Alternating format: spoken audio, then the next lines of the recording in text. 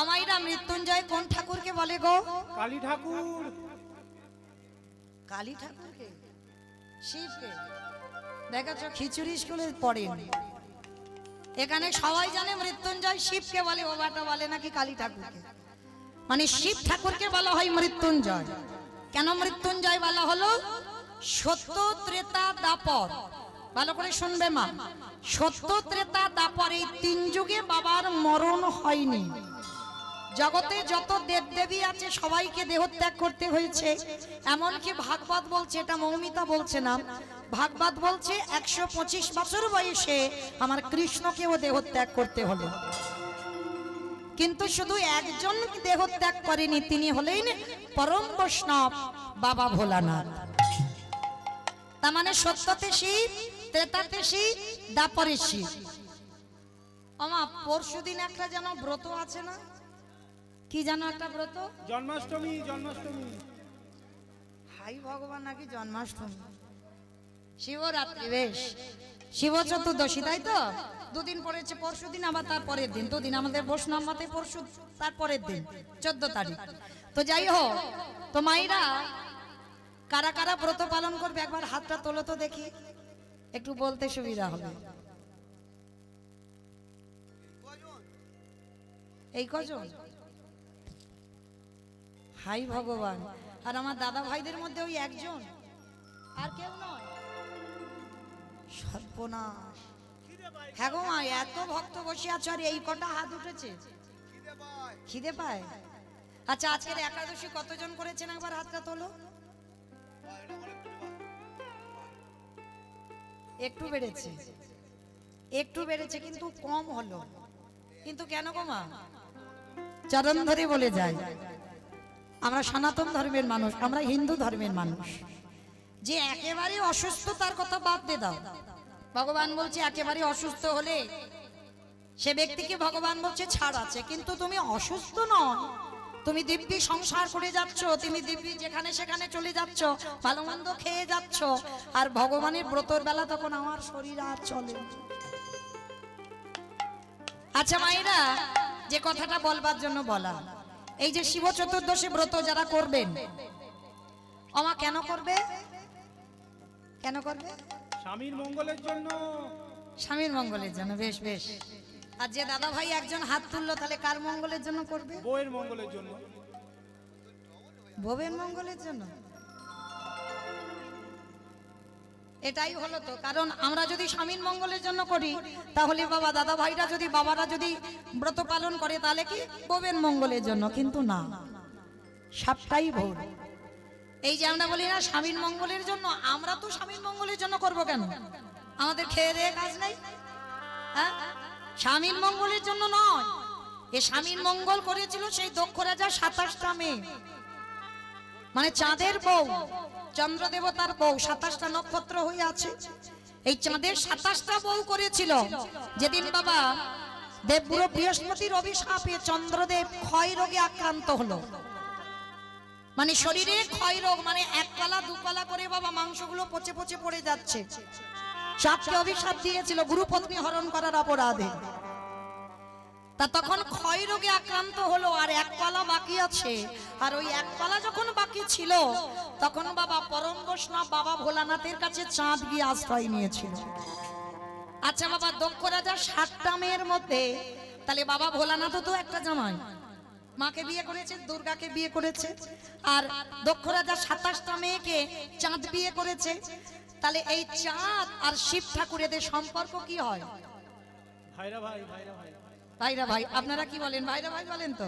বেশ, তাহলে চাঁদ আর বাবা ভোলানাথ এরা হচ্ছে ভাইরা ভাই। তা এইবার চাঁদ তো এক পালা বাকি আছে, মানে আর একদিন গেলে হরিবল হয়ে যাবে চাঁদ।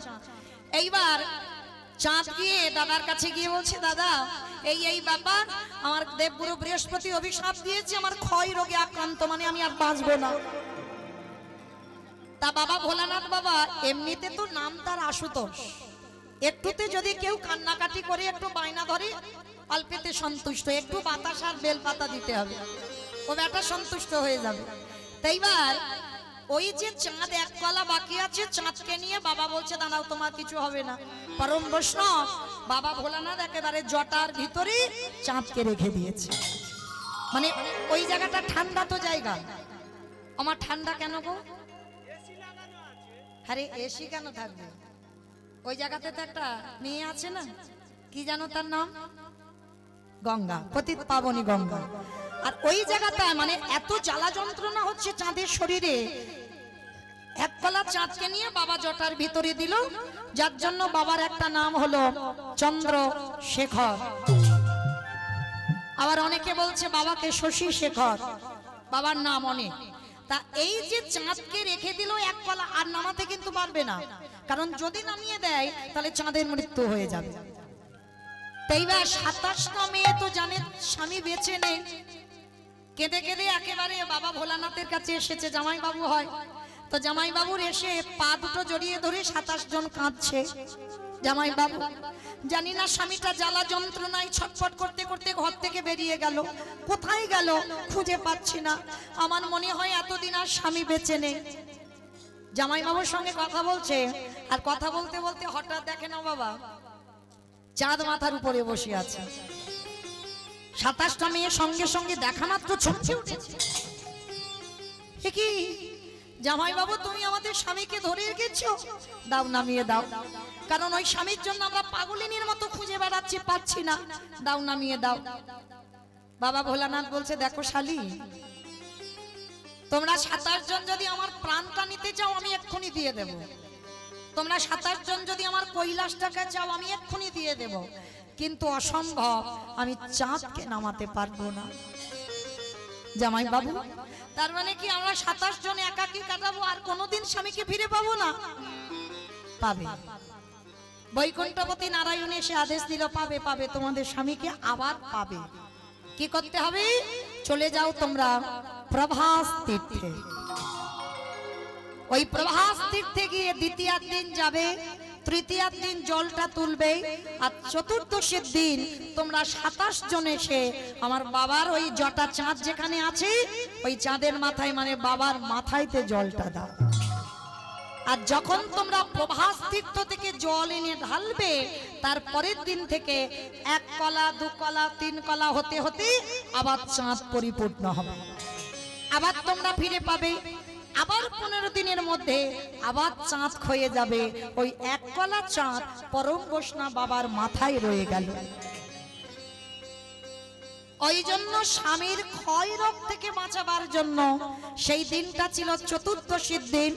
দক্ষ রাজার 27টা মেয়ে স্বামীর প্রাণ ফিরে পাওয়ার জন্য এই দিন 27 জন মেয়ে প্রথম ব্রত পালন করেছিল।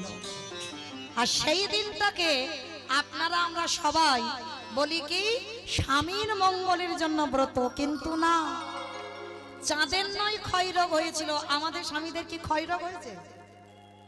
তাহলে স্বামীদের জন্য ব্রত নয়, তাহলে কিসের জন্য ব্রত? ভালো করে শুনে নাও মা, ব্রত হচ্ছে একটাই কারণ, সরাসরি তো আমরা ভগবানের কাছে যেতে পারবো না, অত সৌভাগ্য অর্জন করিনি, আগে ভক্ত চরণ ধরতে হবে। আর যদি তাড়াতাড়ি তুমি ভক্ত কৃপা পেয়ে যাও, খুব তাড়াতাড়ি তুমি বৈকুণ্ঠ যাওয়া হবে। যার জন্য পরম বৈষ্ণবকে আরাধনা করে আমার ভগবান। ভাবতে পারছেন তাহলে কত বড় ভক্ত? কারণ ভগবান তো শিব ঠাকুরের ভক্ত, আর সেই শিব ঠাকুরকে যদি আপনারা আমরা কেউ একবার সন্তুষ্ট করে দিতে পারি, তাহলে বাবা ভগবানের কাছে যেতে আর টাইম লাগবে না, অনায়াসে আমরা এই সংসার ত্যাগ করে আমরা বৈকুণ্ঠগামী হব। তাই গৌর প্রেমানন্দে। তাহলে সোজা কথা একটাই, শিব চতুর্দশী ব্রত পালন করার মানে এটাই, কৃষ্ণ প্রেম ভক্তি লাভ করবার জন্য। কারণ বাবা হচ্ছে ভক্ত, পরম বৈষ্ণব, আর ওই ভক্তকে কেউ সন্তুষ্ট করতে পারলে তোমার কৃষ্ণ প্রেম ভক্তি লাভ হবে।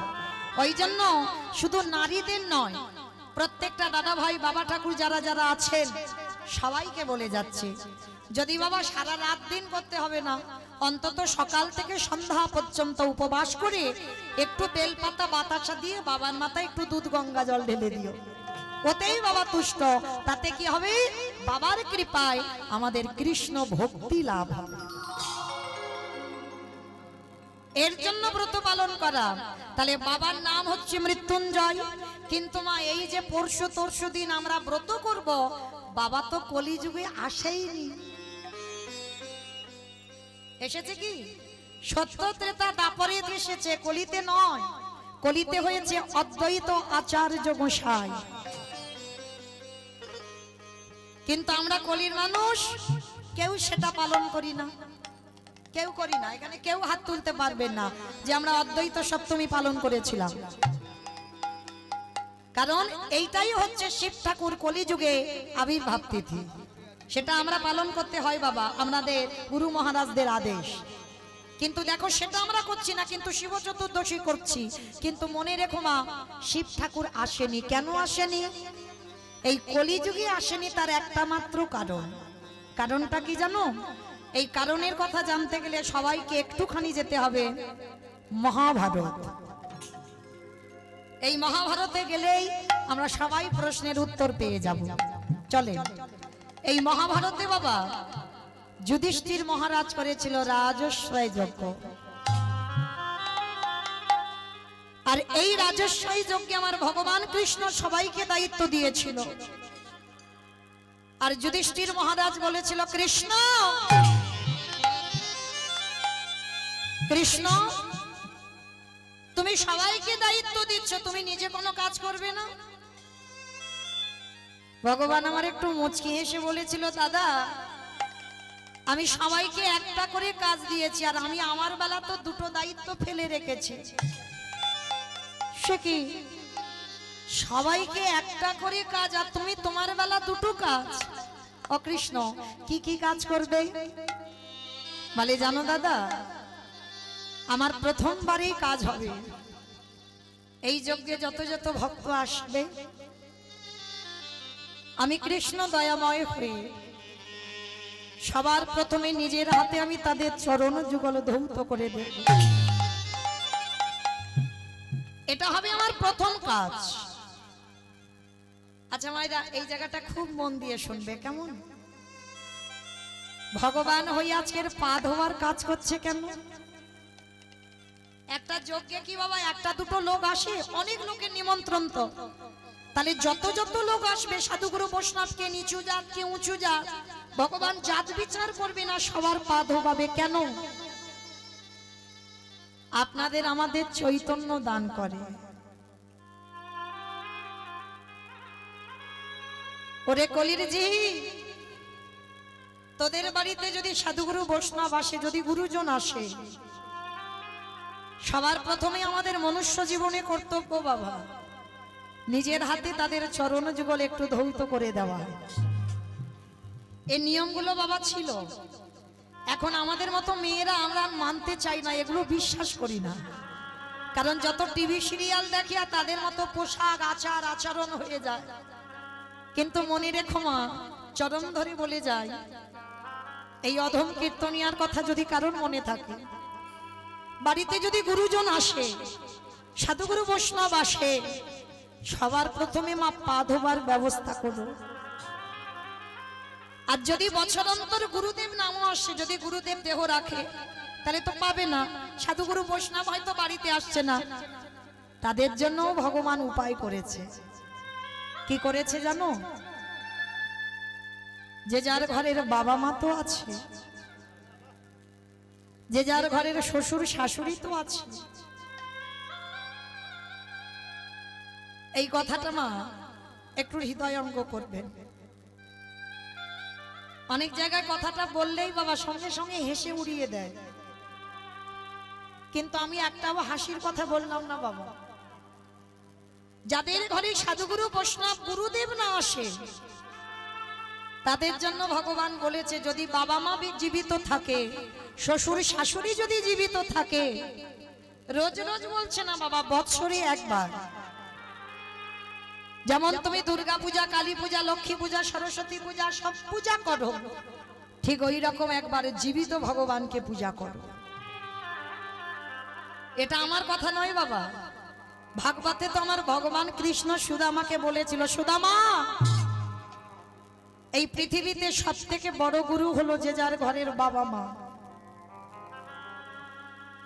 তারপরে গুরু হলো শিক্ষা গুরু, দীক্ষা গুরু, তারপরে গুরু হলাম আমি ভগবান।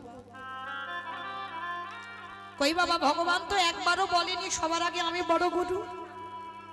ভগবান বাবা মাকে জায়গা দিয়েছে।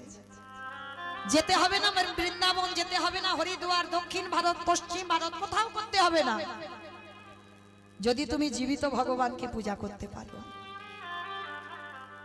ভালো করে ভেবে দেখেন তো মা, ভগবান কি ভুল বলল? যে মা 10 মাস 10 দিন গর্ভের কত যাতনা পেয়েছিল, শুধু গর্ভে পেল না, সন্তান ভূমিষ্ঠ হলো, কত রাত মা খায়নি, কত রাত মা ঘুমায়নি, সারাদিন বাবা হাড় খাটুনি খেটে ওই ছেলেটার মুখে অন্ন তুলে দিয়েছে। সেই ছেলে নিজে পড়াশোনা না করে কিন্তু সন্তানকে শিক্ষিত করেছে, কিন্তু সেই ছেলে মেয়েরা বড় হয়ে বাবা একটা বাবা মার পেটের ভাত জোগাড় করতে পারে না। বাবা মারা যেন বয়স হয়ে গেলে যেন ফুটবল হয়ে যায়, একবার বড় জন, একবার মেজ জন, একবার সেজ জন। 30টা দিন হয়ে গেলে বাবা এ বাড়িতে আর খাওয়া হবে না। কই একটা সন্তান কোনোদিন বলতে দেখেছেন যে আমার বাবা ভাগাভাগি হবে না, মা ভাগাভাগি হবে না? যার যখন ইচ্ছা তখন খাওয়াবে, ভাগাভাগি কেন হবে? কেউ বলে না। যার জন্য কলিজীবের এই দশা গো, কারণ জীবিত ভগবানের সেবা না করে নকল ভগবানের পাওয়ার জন্য ছুটে বেড়ায়। ভগবান বলছে যদি কেউ বাবা মাকে সেবা করে, যদি আমার ডাকতে ভুলে যায়, আমি ভগবান হয়ে কথা দিয়ে যাই যে পিতামাতাকে সম্মান করে বছরে একবার সিংহাসনে বাবা মাকে বসিয়ে নিজের হাতে চরণ যুগল ধৌত করে, নিজের হাতে গলায় মালা দিয়ে যদি নিজের হাতে বাবা মাকে যত্ন করে একবার খাইয়ে দেয়, ভগবান বলে তাকে আমার ডাকতে লাগে না, আমি সারা জীবন সেই ভক্তের দুয়ারে বন্দী হয়ে যায়। নিতাই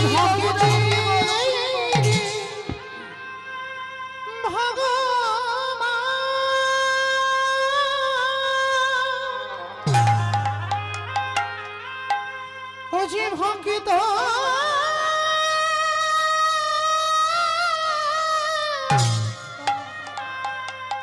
ভক্ত ছাড়া কিছু জানে না,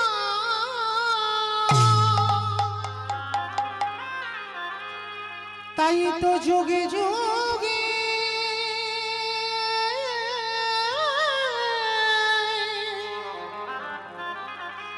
ওজি ভক্তের কাছে ছুটে আসে।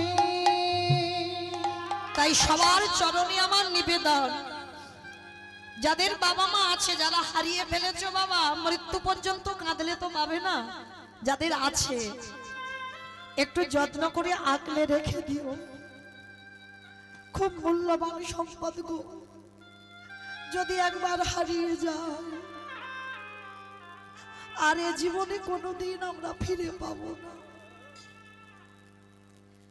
তাই তো ভগবান কৃষ্ণ রাজস্বী যজ্ঞে সমাজকে শিক্ষা দিল। এই মহাভারত বলো বাবা, রামায়ণ বলো, সবটাই কিন্তু সমাজ শিক্ষা। জগতে আমাদের শিক্ষা দেওয়ার জন্য মহাভারত। তাহলে ভগবান রাজস্বী যজ্ঞে ভক্তদের চরণ যুগল ধৌত করে সমাজকে শিখিয়ে দিল, আমি ভগবান হয়ে যে কাজ করছি আমাকে দেখে শিখে নে, তোরাও এই কর্ম কর। ভগবান শুধু পা ধোয়ালো না যজ্ঞে, আরো একটা কাজ করেছিল। কি কাজ জানো মা? যত যত ভক্ত এসে প্রসাদ পেয়েছিল, কৃষ্ণ দয়াময় ওই প্রসাদের পাতাগুলো নিজের হাতে নিয়ে নর্দমায় ফেলেছিল। শুধু নর্দমাই নয়, ওর ভিতরে আরো একটা কাজ করেছিল। ওই যত যত ভক্ত প্রসাদ পেয়েছিল না, পাতাতে এঁঠোগুলো লেগেছিল, আর কৃষ্ণ দয়াময় ওই ভক্তের এঁঠোগুলো নিয়ে আজকে সারা গায়ে মাখছে। যুধিষ্ঠির আড়াল থেকে দেখতে পেয়েছে, কৃষ্ণ কৃষ্ণ এটা তুমি কি করছো? কে কোন জাতের মানুষ, ওদের পা ধোয়াচ্ছে এটা ঠিক আছে, ওদের এঁটো পাতাগুলো নর্দমায় ফেলছো এটা ঠিক আছে, কিন্তু কৃষ্ণ তুমি ওদের এঁঠোগুলো নিয়ে সারা গায়ে মাখছো কেন? তোমার ভগবান মৃদু হেসে বললেন, দাদা গো, এই জগতে সবাই তো পাপে করে, সবার পাপের বিচার আমি কৃষ্ণ দয়াময় করি। ও ভাইরা, আপনারা আমরা যদি পাপ করি ভগবান বিচার করে, বিধান দেয়। আচ্ছা বলো, তোমার যে বিচারক হয় সে যদি পাপ করে, বলো বলো তার পাপের বিচার বলো করিবে কে গো? ওগো সবারই বিচার হরিবল।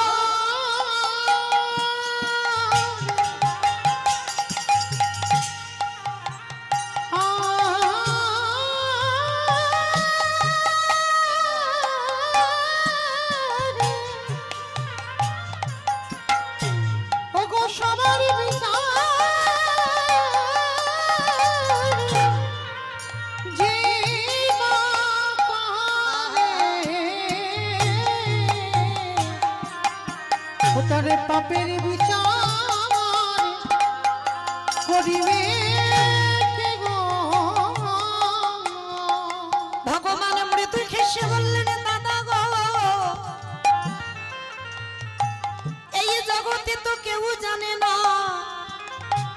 যে একেবারে বিচারের জায়গায় বসে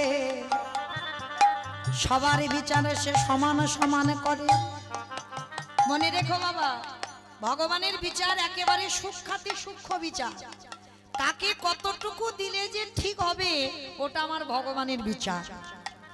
কে জগতে দুঃখী থাকবে, কে জগতে সুখী থাকবে, এটা কোনো মানুষের জন্য হয় না বাবা। আমরা অনেক অনেক ভক্তরা ভুল ভাল সিদ্ধান্ত নিয়ে বলি না, অমুকের জন্য আমার জীবনটা বরবাদ হয়ে গেল, না, একেবারে ভুল ধারণা। ভগবানের বিচার একেবারে সূক্ষ্মাতি সূক্ষ্ম বিচার। তোমাকে কতটুকু দিলে যে তোমার ভালো হবে সেটা ভগবান ভেবে রেখেছে। তোমার জীবনে কতটুকু কষ্ট দিলে তুমি ঠিক সহ্য করতে পারবে এটাও আমার ভগবান ভেবে রেখেছে। তা ভগবান তো বাবা সবার বিচার করে। তা ভগবান বলছে, আমি আমার বিচার করি না? আমার বিচার যদি না করতাম, কি বাবা ত্রেতা যুগে রামকে মরতে হলো, ভাগবতে কৃষ্ণকেও মরতে হলো, দেহত্যাগ করতে হলো, তাহলে সবাইকে যেতে হলো। কর্মফল কোনোদিন কাউকে ছাড়বে না।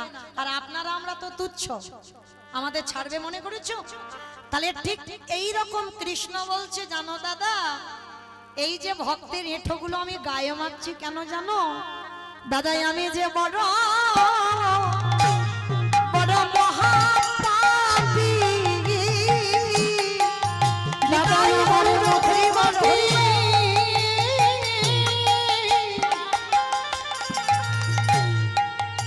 ত্রিজগতে কে নাই গো? দাদাই আমি হলাম মহাপাপী। আস্তে। যুধিষ্ঠির মহারাজ চমকে উঠেছে, কৃষ্ণ সবাই পাপ করে আর তুই বলছিস তুই নিজে মহাপাপ করেছিস? বলে, হ্যাঁ দাদা আমি তো মহাপাপী। আচ্ছা কৃষ্ণ তুই কি এমন পাপ করেছিস? বলে, জানো দাদা, আমি পাপটা কৃষ্ণ হয়ে করিনি, করেছিলাম রঘুপতি রামচন্দ্রের অবতারে। রাম অবতারে পাপ করেছিস? কি পাপ? বলে, কেন আমি নিজের হাতে একটা মুনিপুত্রকে হত্যা করেছিলাম। বলে, সেটা আবার কে? বলে, কেন বিশ্বেশ্বর মুনির ছেলে রাবণ। আপনারা জানেন অকাল বোধন দুর্গা পূজা করেছিল রাবণকে মারবার জন্য। নবমীর দিন রাবণ বধ হয়েছিল। তাহলে যে দুর্গা পূজা আমরা দেখতে যাই মা, ওই পূজাটা তো রামচন্দ্র করেছিল। কেন? রাবণের মৃত্যুর জন্য। আর সেই রাবণকে মেরে আমার রামচন্দ্রের মাথা থেকে পা পর্যন্ত পাপী হয়ে গেল। আর সেই পাপ কবে ধোয়াচ্ছে না? যুধিষ্ঠির রাজস্বই যজ্ঞে। তাহলে মাইরা এইটুকু শুনে আমাদের কি অনুভব হলো? তাহলে ভগবান যদি রাবণকে মেরে পাপ করে আর আপনারা আমরা পাপ করছি না, পাপ ফেললেই তো পাপ। তাহলে আমরা যারা অপরাধ করব, পাপ করব, আমার ভগবান কৃষ্ণ যজ্ঞে দাঁড়িয়ে শিক্ষা দিল একটা সাধুগুরু বৈষ্ণবের চরণ যুগল ধৌত করাও। তা যদি না পারো তাদের এঁঠো পাতা পরিষ্কার করো। তা যদি না পারো চুরি করে একটু এঁঠো নিয়ে, কেউ দেখতে পাবে না, গায়ে একটু ভালো করে মেখে নাও। নিলেই তুমি কোটি কোটি জন্মের অপরাধ থেকে মুক্তি পাবে পাবে পাবে। এইবার কৃষ্ণ দয়াময় রাজস্বী যজ্ঞের দরজায় দাঁড়িয়েছে বাবা। অগ্নিদেব, পবনদেব, বরুণদেব, ইন্দ্র, ইন্দ্রাণী, ব্রহ্মা, সাবিত্রী, শিব, দুর্গা সব পরপর লাইনে আছে। আর একে একে ডাকে কৃষ্ণ পা ধোয়ায় আর যজ্ঞের ভিতরে প্রবেশ করে। এমন সময় জগৎজননী মা দুর্গা আমার বাবা ভোলানাথকে ডাকছে, প্রাণনাথ এদিকে এসো, এদিকে এসো। আমায় ডাকছিলে? হ্যাঁ তোমায় ডেকেছি, চলো এবার আমাদের পালা পড়েছে, এবার কৃষ্ণ পা ধোয়াবে, চলো পা দুটো একটু ধুইয়ে নি। বাবা ভোলানাথ মাথায় হাত দিয়ে দুম করে ওখানে বসে পড়েছে। বলে, পার্বতী তোমার কি মাথার গন্ডগোল হলো? হ্যাঁ, ওকে আর আমি কে তুমি ভুলে যাচ্ছ? হ্যাঁ, আর আমার পা দুটো বাড়িয়ে দেবো আর কৃষ্ণ পা ধোয়াবে? শোনো, তোমার ইচ্ছা হয় তো তুমি ধোয়াও, কিন্তু আমার পা আমার কৃষ্ণ ধোয়াতে পারবে না। এইবার মা দুর্গাকে লাইনে দাঁড় করিয়ে রেখে বাবা আমার বেলাইনে চলে গেছে আড়ালে। আর আড়ালে গিয়ে মনে মনে চিন্তা করছে, কৃষ্ণের চোখে ধুলো দিয়ে যজ্ঞে ঢুকবো। আমার সম্ভব? মানুষ মানুষের সঙ্গে চালাকি হয়, মানুষ মানুষকে ঠকাতে পারে।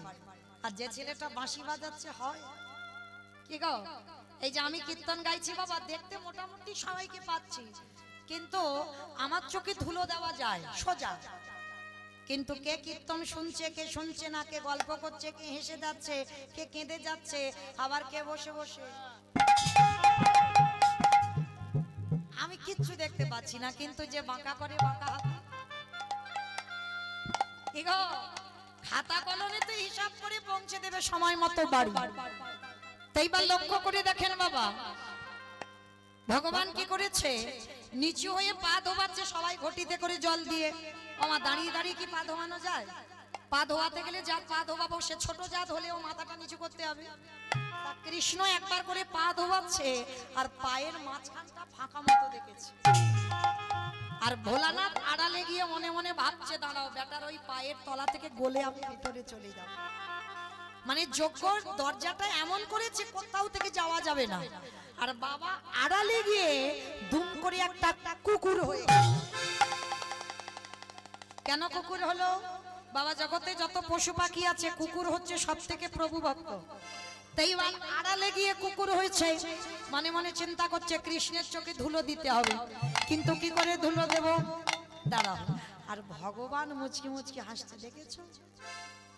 এই বেটার পা ধোয়াবো বলে আমি সেই রাম অবতার থেকে আমি পাপী হয়ে আছি, রাবণকে হত্যা করে।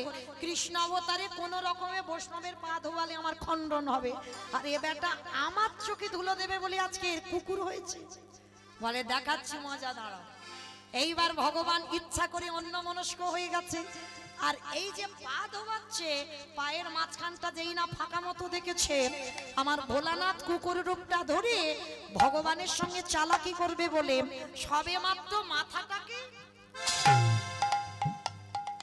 আর যেই না মাথাটা দেওয়া, ভগবান দুটো হাঁটু নিয়ে কুকুরের কানের কাছে চেপে। এইবার দেখ কেমন লাগে।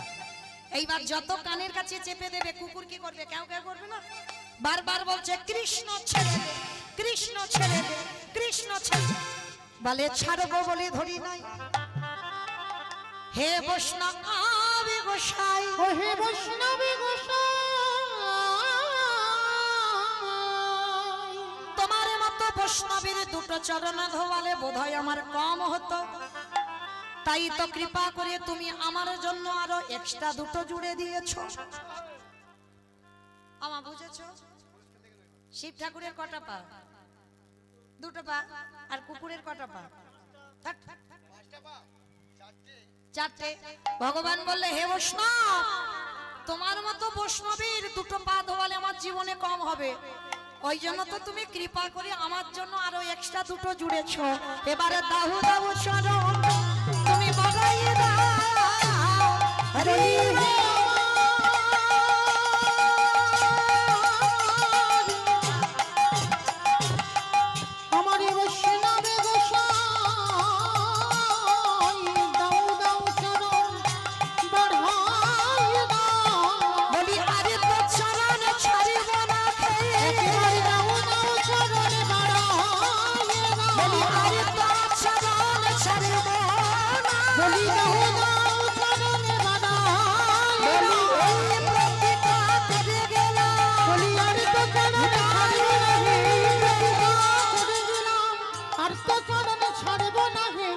এবার দাও দাও চরণ বানাইয়ে দাও। আস্তে। এইবার মোটা দড়ি নিয়ে ভগবান কুকুরটাকে বেঁধেছে। ও বাবা, রাজস্বয় যজ্ঞ সবাই দেখছে কুকুরকে নিয়ে কৃষ্ণ মেতেছে, কিন্তু কুকুরটা যে কে সেটা তো জানে না কেউ। এইবার আষ্টে পিষ্টে দড়ি দিয়ে বেঁধেছে। বাঁধলে কি হবে? কুকুরের চারটে পা তো ছটফট করছে। ভগবান বলে দাঁড়া, এবার পায়ের ব্যবস্থা করতে হবে। মোটা দড়ি নিয়ে কুকুরের চারটে পা এক জায়গা বেঁধে দিয়েছে।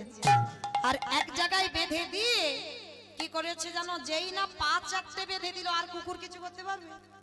শুধু নয়ন জলে বুক ভাসিয়ে কাঁদে, আরে বলে কৃষ্ণ আরে হরে কৃষ্ণ রে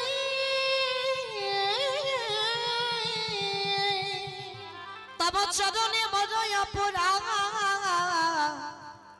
আমি করে গেলাম। কৃষ্ণ, আজকে না আমার পা চারটে বেঁধে দিলি, এবার কি করবি? বলে দেখ না কি করি। সবার পা ধোয়াচ্ছে মা ঘটিতে করে জল দিয়ে। আর ভগবান পর্যন্ত বাবা বৈষ্ণবকে কোথায় রেখেছে দেখেন। এই যে বললাম না, শিব ঠাকুরের ব্রত পালন করতে হবে। আমার ভগবান কৃষ্ণ যার ইচ্ছাতে জগৎ চলে, সে আজকের কি করছে দেখো। ওই কুকুর রূপী ভোলানাথের চারটে চরণ বুকে ধরে কৃষ্ণ দয়াময় আমার আজ চোখের জলে চরণ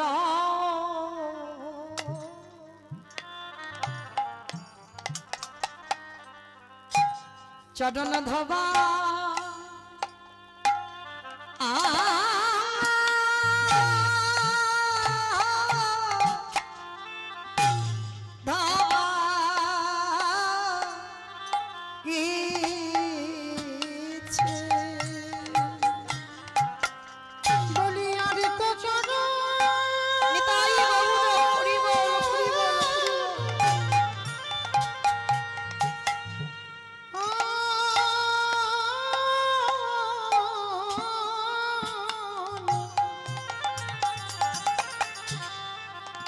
দুনিয়ার তো ছড়া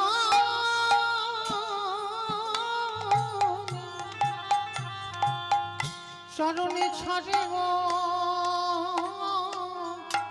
না হে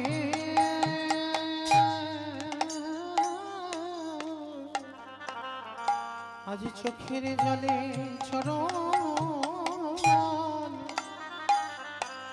চরণে ধোয়া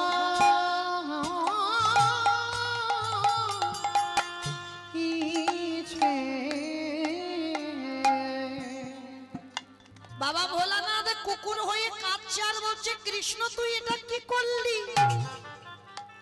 তোর চোখের জল আমার মতো কুকুরের পায়ে দিলি, আমি কত অপরাধ করে ফেললাম বল। তবে কৃষ্ণ রে, এই যে তোর চোখের জল আমার চরণে পড়ল, আমি তোর চরণ ছুঁয়ে প্রতিজ্ঞা করিলাম আগত কলিযুগে কোনদিন আমি আর শিব হব না। কি গো মা, যেখান থেকে গিয়েছিলাম আবার ফিরে এলাম ঘুরে ফিরে। প্রশ্নটা কি করেছিলাম? সত্যতে শিব, ত্রেতাতে শিব, দ্বাপরে শিব, কলিতে শিব নয়। কেন নয়? এটাই তার কারণ। কৃষ্ণের চরণ ছুঁয়ে বলল কৃষ্ণ, এই যে তোর চোখের জল আমার মতো কুকুরের পায়ে পড়ল, আমি কথা দিলাম কলিযুগে হব অদ্বৈত আচার্য গোসাই। আমার ছোটবেলার নাম হবে কমলাক্ষ, আমার মা নাভা দেবী কুবেরের গর্ভে জন্ম নেব। আর শোন, তুই আমার কৃষ্ণ নয়, তুই হবি আমার নদী আর নিমাই চাঁদ। নদী আর নিমাই চাঁদ। ওরে 12 বৎসরে তুলসী ভাষায় তোকে আহ্বান করব।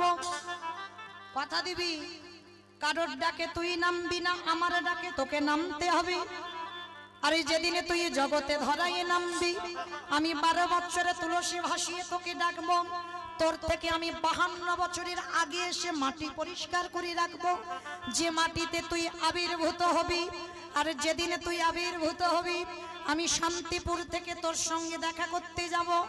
এই যে রাজস্বয় যজ্ঞে তোর চোখের জল কুকুরের পায়ে পড়ল, এই কুকুর তোর কাছে ঋণী হয়ে গেল, এই ঋণ কলিযুগে শোধ করব। যেদিন তুই গৌর হবি, আমি অদ্বৈত আচার্য হব, যেদিন আমরা দুজনে মুখোমুখি হব, এই যে তোর চোখের জল আমার পায়ে পড়ে ঋণী হয়ে রইলাম, এই ঋণ আমি সেই দিনে শোধ করব যেদিন দুজনে মুখোমুখি হব। ওরে এমনি করে চাঁদা আমি ভবাইব, আমি করে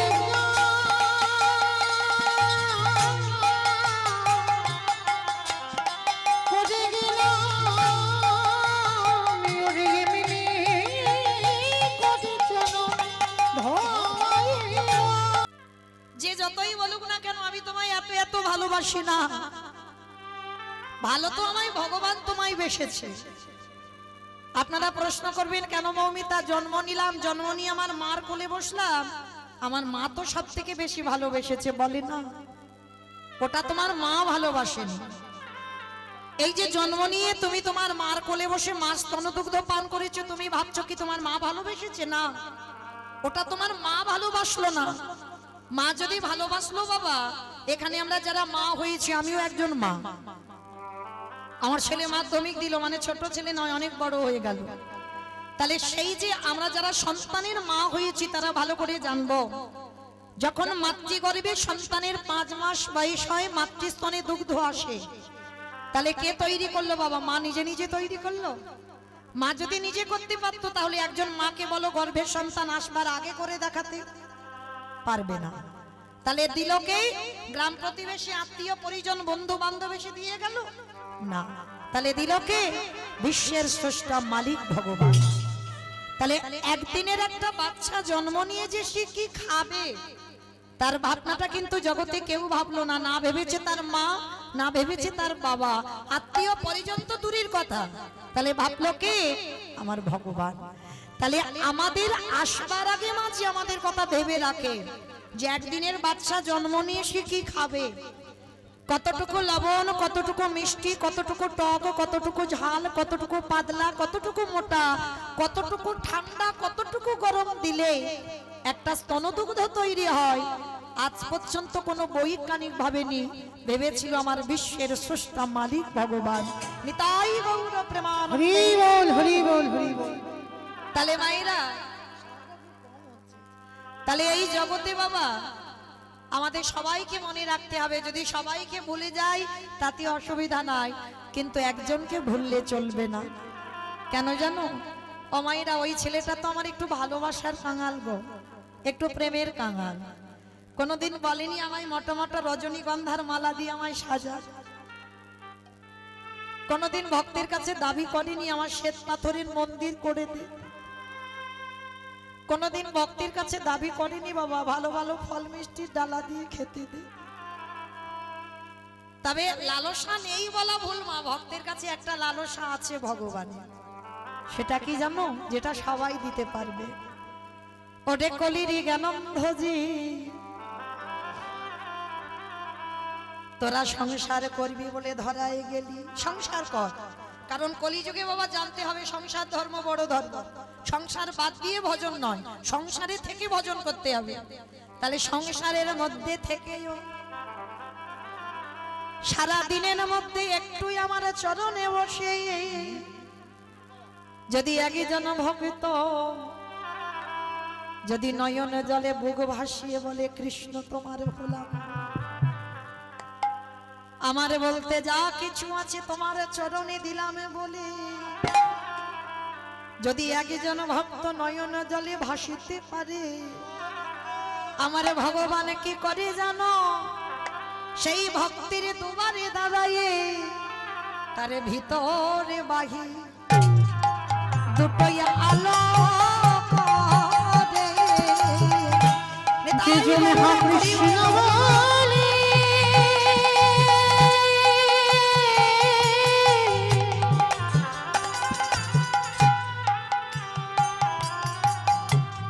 যে জনে কৃষ্ণ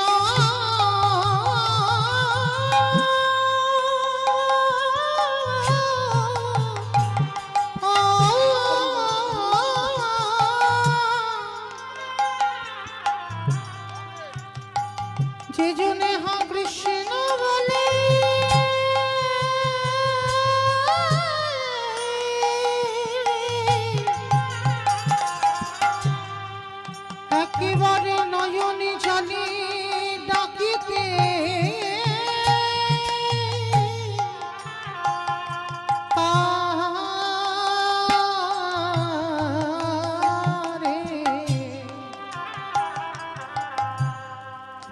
ভিতরে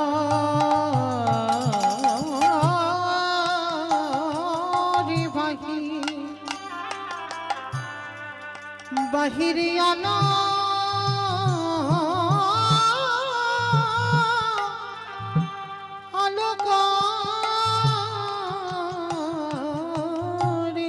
আস্তে। মনে রেখো মা একটা কথা, বাহ্যিক জগতে যদি টাকা পয়সা ঘর বাড়ি হয়, তোমার দেহের সুখ হবে। ভালো বাড়ি বানিয়েছো, ভালো আরামে থাকছো, টাকা জমিয়েছো, ভালো বাজার হাট করে খাচ্ছো, দামি দামি পোশাক পরছো, এটা তোমার দেহের সুখ হবে। কিন্তু বাবা পরমাত্মা রূপী ভগবানকে সুখ দিতে গেলে কি করতে হবে জানো? দেখবে বাবা, নাচানাচি করার শ্রোতা অনেক পাওয়া যায়, হাসি ঠাট্টা তামাশা করবার শ্রোতা অনেক পাওয়া যায়, কিন্তু কৃষ্ণ বলে যদি তুমি একবার কাঁদতে পারো, কৃষ্ণ বলে যদি তুমি একবার নয়ন জলে ভাসতে পারো, সেটাই তো তোমার এই পরমাত্মা রূপী ভগবানের খাবার। এই যে বাহ্যিক জগতে যেগুলো খাচ্ছ, ওটা তোমার ভগবান খাচ্ছে না। ভগবান খাবে কি না, যদি কোনো ভক্ত কৃষ্ণ প্রেমে যদি পাগল হয়ে কাঁদে, তাই গৌর হরি বল, হরি বল হরি বল হরি বল। আর এই কান্নায় যে সুখ পাওয়া যায়, তুমি অন্য কোথাও কোনো দিন এত সুখ পাবে না, এত শান্তিও পাবে না, যে কৃষ্ণ নামে কাঁদতে পেরেছে। তো চলেন আজকের আমরা সবাই কীর্তনের প্রারম্ভে যে বাড়িতে আজকে এসেছেন আপনারা, যে বাড়িতে আমার মতো অধম কীর্তনিয়াকে নিমন্ত্রিত করে এনেছেন, আপনারা সবাই কৃপা করে ওদেরকে একটু আশীর্বাদ দিয়ে যাবেন। শুধু আজকের বলে নয়, মৃত্যুর আগের দিন পর্যন্ত যেন এইভাবে গৌর গোবিন্দ চরণে মতি থাকে। মায়েরা ভালো করে বিচার করে দেখেন তো, কি প্রয়োজন ছিল এত টাকা পয়সা খরচা করে প্রতি বছর? আমি শুনলাম এই 6 বছর হচ্ছে, মানে এই বছরটা নিয়ে। তাহলে এই যে প্রতি বছর আমি কীর্তন করাবো কেন? তাতে লাভটা কি হবে? কি বাবা, কলির মানুষ তো লাভ ছাড়া চলে না। তাহলে কিসের লাভ হচ্ছে? এত এত গাদা গাদা টাকা খরচা করে এই যে মাই জেনেটার প্যান্ডেল আমাদের মতো কীর্তনিয়া দেনে এনে ভক্ত সেবা দিয়ে, তাতে লাভটা কি হচ্ছে? লাভ তো আছে। লাভ যদি না থাকতো বাবা, আপনারা পাগলের মতো ছুটে আসতেন? কি গো মা, এখন তো মৌমিতার কীর্তন এখন মোবাইলে ঘরে ঘরে বিছানায় ঘুমিয়ে দেখতে পাবে। এই যারা এসেছে না ইউটিউব করতে, ওরা তো দুদিন পরেই ছাড়বে, তাহলে দেখতে পাবে। তাহলে কিসের জন্য এসেছে? এটাই কৃপা। কারণ যার হৃদয়ে প্রেম ভক্তি আছে বাবা, যদি কানে একবার চলে যায় যে অমুক জায়গায় কীর্তন হবে, 5 মিনিট হলেও বাবা সে হরিবাসরে আসবে। যদি 5 মিনিট হয় তবু আসবে। কেন? জানতে হবে ভক্তি আছে কীর্তনে, এটা আমার চৈতন্য মহাপ্রভুর দেওয়া দান। তো মাইরা, তাহলে এই যে এত টাকা খরচা করি, তাতে লাভটা কি হয়েছে জানো? শুনে নাও, গোলকে বসে আমার গোবিন্দ প্রতিজ্ঞাবদ্ধ, গোবিন্দের কাছে আমার রাধারানী বধূ, আগত কলিযুগে যদি আমার একজন ভক্ত হরিনাম যজ্ঞের জন্য কিছু অর্থ ব্যয় করে দেয়, সাধুগুরু বৈষ্ণব সেবার জন্য যদি কিছু অর্থ ব্যয় করে দেয়, তা আমার রাধারানী বলছে, জানো বধূ, আমি আমার হৃদয় ভান্ডার থেকে কিছু ধন চুরি করি আমি তার ব্যাংকে দিয়ে আসি। আমাইরা কোন ধন? যে ধন চোরেরা চুরি করতে পারে না, যে ধন কোনোদিনই অপহরণ করা যায় না, যে ধন কোনোদিন লুট করা যায় না। ও মা, এ আবার কোন ধনের কথা বলছে? যে ধনের নাম হলো কৃষ্ণ প্রেম ধন। যদি অনুষ্ঠানের জন্য 2 লাখ টাকা খরচা হয়, আমার রাধারানী কিন্তু 4 লাখ টাকা ব্যাংকে দেবে না। তাহলে কোন ধন? যে ধন জগতে কেউ চুরি করতে পারবে না, যে ধন হচ্ছে কৃষ্ণ প্রেম ধন। আর এই কৃষ্ণ প্রেম ধন যদি তোমার একবার হৃদয়ে জেগে যায়, আরে বাহ্যিক জগতের কিছু ভালো লাগবে না, বাহ্যিক জগতের অর্থ প্রয়োজন হবে না, কারণ সে তো পারমার্থিক সম্পদ পেয়েছে। আর যে একবার পারমার্থিক ধন পেয়ে যায়, তার বাবা বাইরের আর কোনো ধন প্রয়োজন হয় না। তাহলে আপনারা সবাই আশীর্বাদ দিয়ে যাবেন এই পরিবারে যারা কীর্তন করাচ্ছেন, ওদের যেন কৃষ্ণ প্রেম ভক্তি সম্পদ লাভ করতে পারে। নিতাই গৌর প্রেমানন্দে। হরি বল হরি বল হরি বল। তো চলেন মাইরা, অনেকক্ষণ তো বাবা সব দিক দিয়ে আমাদের বাধা বিঘ্ন গেল। এবার চলো একটু সবাই সন্ধ্যাবেলায় আমরা যাবো শ্রীধাম নদিয়া নবদ্বীপ ধাম।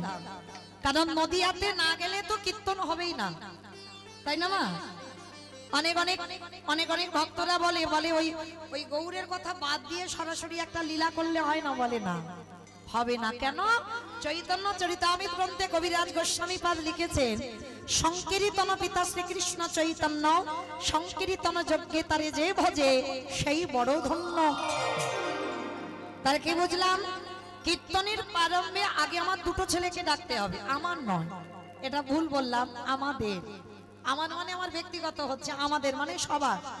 এক হলো আমার নিতাই চাঁদ, এক হলো আমার গৌর চাঁদ। আর ওই দুটো ছেলেকে আগে ডাকতে হবে, তারপরে কীর্তন হবে। কারণ ওরা দুজন যদি না আসতো বাবা, তাহলে কীর্তন আমরা কি জানতাম? কি জানতাম না তো। তাহলে যাদের জন্য চিনলাম কীর্তন বিষয়টা কি, তাহলে আগে তো তাদেরকে ডাকতে হবে। চলো নদিয়ায় গিয়ে দেখবো, সত্যতে নারায়ণ, ত্রেতাতে রাম, তারপরে কৃষ্ণ, কলিতে গৌরাঙ্গ। আর কৃষ্ণ যে কলিযুগে গৌর হলো, নদিয়ায় যেদিন এসেছিল, নদিয়ার ভাবটা কেমন ছিল জানো? আজ নদী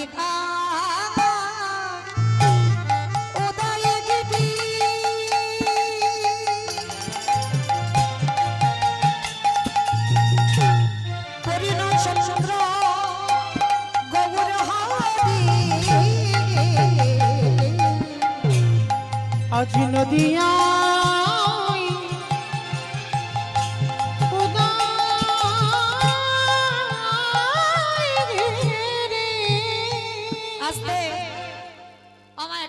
বলেনি, কীর্তন শুনতে গেলে শুধু চুপচাপ বসে বসে কীর্তন শোনা যায় না। কীর্তন শুনতে গেলে তো আমার প্রভুর জন্য একটু কাজকর্ম করতে হবে। আবার আমাদের সন্ধ্যাবেলায় এটা আমার ভজনের সময়, তাই না? তাহলে চলো, কীর্তন শুনতে গেলে কি কি করতে হবে আমাদের? সন্ধ্যাবেলা নাকি ঘুমাবে? একটু রাত ভারী হলে নয় বলতো। আমার ঘুমানো নয়, তিনটে ধ্বনি, একটা হচ্ছে উলুর ধ্বনি, শঙ্কর ধ্বনি, আর যাদের যাদের হাত আছে, আর যারা বাড়িতে রেখে এসেছো বলবো না, যাদের হাত হরিবাসরে এসেছে। কি মায়েরা সবার হাত আছে বাবা? দাদা ভাই যাদের হাত আছে কই একবার দেখান। নিতাই গৌর প্রেমানন্দে। আমার অন্ধকারে বসে হাত উঠছে না কেন? আমার নাম মৌমিতা ঘোষ, আমার পদে পদে দোষ, হাত তুলিয়ে তবে আমি বাড়ি যাব। তো চলো আজকের আমার সবাই কই মায়ের একটু উলুধ্বনি দাও প্রেম সে। আজ নদী গা উদয় গিরি আমার গোলারে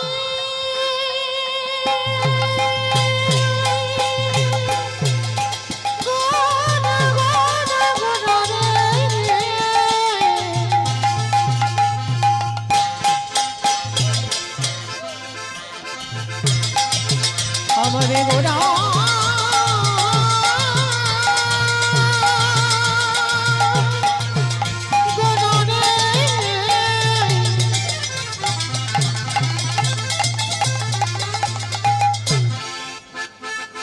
ওই নদী আর ছাড়ে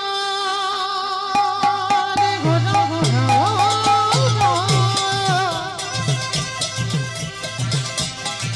আমারে গোরা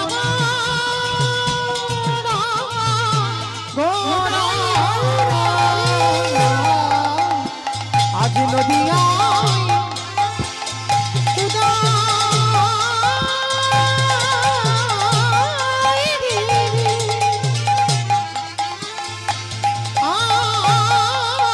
পূর্ণচন্দ্র গৌরী হরি কৃপা করি হইল যুগা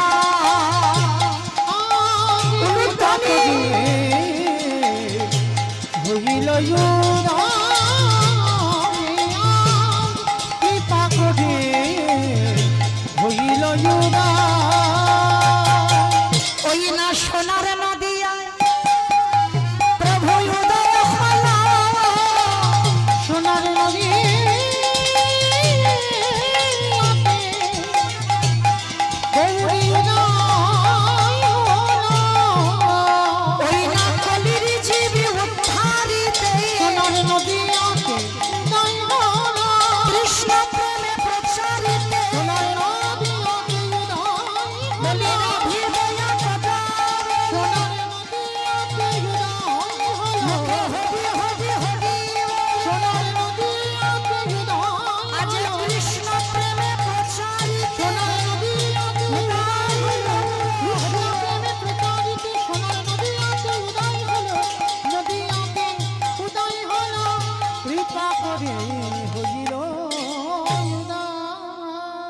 আস্তে। তাহলে নদিয়ার ভাগ্যাকাশে ব্রজেন্দ্র নন্দন কৃষ্ণ, কলিযুগে হয়েছে গৌরাঙ্গ। মায়েরা এবার চুপচাপ একটু শুনবে কেমন, আমি একটু বলবো। তাহলে কৃষ্ণ যে কলিযুগে গৌর হলো, কার ডাকে এসেছিল? শান্তিপুরীর মাটিতে বাবা বুড়ো অদ্বৈত আচার্য গোসাই। তবে মায়েরা আপনারা যেন কেউ ভেবে বসবেন না অদ্বৈত আচার্য আপনাদের গ্রামে কারোর নাম বললাম। ওই যে পঞ্চতত্ত্ব ছবি আছে দেখেছেন তো বাবা, আমার মায়েদের বোঝানোর জন্য একটু পরিষ্কার করে বলতে হবে, তবে বুঝতে পারবে। কারণ পড়াশোনার সময় কখন? ছেলেপুলে মানুষ করব, তাদের রান্না করব, গোয়াল পরিষ্কার করব, বাসন কোসন মাজবো না পড়বো। তাহলে অদ্বৈত আচার্য গোসাইকে পঞ্চতত্ত্ব ছবি যাদের বাড়িতে আছে দেখবেন, শ্রীকৃষ্ণ চৈতন্য প্রভু নিত্যানন্দ শ্রী অদ্বৈত গদাধর শ্রীবাস আদি গৌর ভক্তবৃন্দ। ওই যে 5 জনে হাত তুলে আছে না, একটা বাচ্চা ছেলেকে জিজ্ঞাসা করবে, সে বলে দেবে মাঝখানে যিনি দাঁড়িয়ে আছে কলিযুগের ভগবান। আর ওই ভগবানের ডান দিকে দেখবেন চুল গোপ দাড়িগুলো বাবা সব পেকে সাদা, মানে আর কালো নেই, একেবারে সাদা হয়ে গেছে। কেন পেকে গেল? কেন? মহাপ্রভুর থেকে 52 বছরের বড়, মানে 1-2 দিনের বড় নয়, 52 বছরের বড়। আর ওনারই ডাকে কিন্তু কৃষ্ণ গৌর হয়ে এসেছিল, কারোর ডাকে জগতে আসেন। আর ওই বুড়ো লোকটা 12 বছর মানে 1 যুগ তুলসী ভাসিয়েছিল। শুধু 1 যুগ নয়, আমার মহাপ্রভুর থেকে 52 বছর বড় হয়ে তুলসী গঙ্গা জল নয়নের বাড়ি দিয়ে 12 বছর কেঁদেছিল। ভালো করে ভাবেন মা, আমরা যে বাড়ি বাড়ি অনুষ্ঠান করি এটা তো আমাদের ব্যক্তিগত মঙ্গলের জন্য, তবে ভেবো মা এটা কিন্তু ব্যক্তিগত নয়। মনে হচ্ছে ব্যক্তিগত, ব্যক্তিগত যদি হতো বাবা ঘরের ভিতরে হতো, তাই না? তাহলে এই যে 10-এর মাঝে যত দূর ধ্বনি যাচ্ছে, দূর দূরান্ত থেকে সাধুগুরু বৈষ্ণব ভক্তবৃন্দ যারা যারা এসেছেন সবার কিন্তু মঙ্গল। এই কীর্তন বিষয়টা এমন। তা এই চৈতন্য মহাপ্রভুকে ডেকে এনেছিল কেন? না অদ্বৈত আচার্য কেঁদে বলেছিল, প্রভু আমি পারবো না কলির জীবকে উদ্ধার করতে, তোমাকে আসতে হবে, আর তুমি এসে সবাইকে উদ্ধার করো। কারণ বাবা দেখেন, নিজের জন্য কাঁদলো না, জগতের জন্য কাঁদলো, সবার জন্য কাঁদলো। তাহলে যে ব্যক্তিটা সবার জন্য কেঁদে আমার কৃষ্ণকে গৌর করে আনলো, সে ব্যক্তিটার মধ্যে বাবা কতটা ক্ষমতা থাকলে বাবা তবে 12 বছর পর আমার কৃষ্ণ গৌর হয়ে এলো। তাহলে মনে করতে হবে তো বাবা তার ডাকটা কেমন ছিল, মানে তার ডাকে ভগবানের আসনটা নড়ে গেল। যার জন্য আমার চৈতন্য মহাপ্রভু অদ্বৈত আচার্যকে একটা আদর করে নাম বলে ডাকতো। কি নাম জানো? নাড়া বলে ডাকতো। মহাপ্রভু অদ্বৈত আচার্যকে নাড়া বলে ডাকতো। কেন? ওনারই ডাকে আসনটা নড়ে উঠেছিল, ওই জন্য নামটা দিয়েছিল নাড়া। মানে এটা ভালোবাসার নাম, আদরের নাম।